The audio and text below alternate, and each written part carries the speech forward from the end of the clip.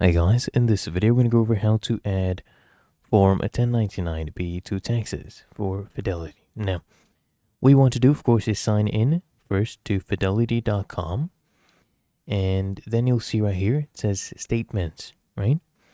So you can go ahead and click on that, statements right there at the top, and from here, you should see the different statements that they give you.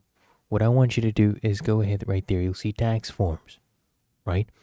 I want you to click on that tax forms right there, and you should see your personal tax forms at least. So 1099 you would have right there. You can go ahead and download those. Okay, download those PDFs, and usually they're available by mid-February each year. Okay, so that's all you have to do, and once it's issued, you can go ahead and download it. If you found this helpful, make sure you smash the like button, subscribe to App Mentor.